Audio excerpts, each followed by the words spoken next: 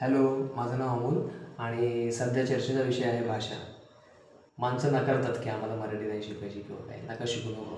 बँगलोरमध्ये येऊन जवळपास 1 वर्षाच्या वरती मला काळ झाला.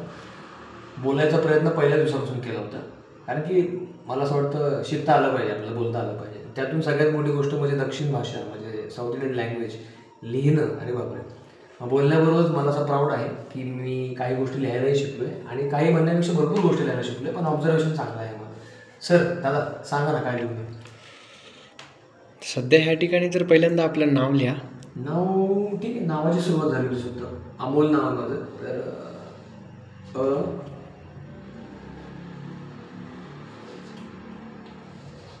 मो य बरोबर. बरोबर आहे. ओके. आपल्या आईंचं नाव लिहा. माझ्या आईचं नाव जिजाबाई. हो. जिजाबाईचा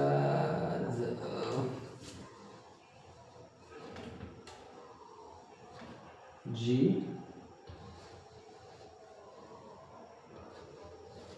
जा जिजा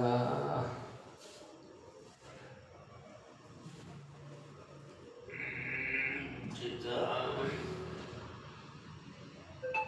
बा. बरोबर. बरोबर आहे.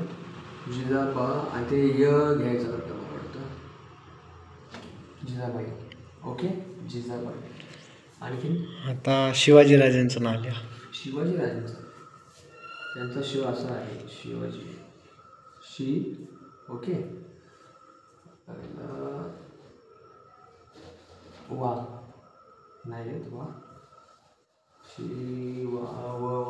थोडं वला हेल्प करायला मला तुम्ही, तो कसा काढायला. अच्छा अच्छा अच्छा, असं होतं. वा, अच्छा असं. अच्छा, वा वा नाही, तो परत बा झाला. वा आला ना. अच्छा, वा. ओके, वा मग काय झालं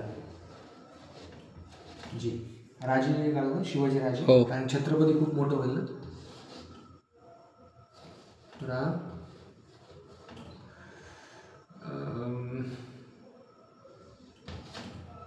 राजे, शिवाजी राजे.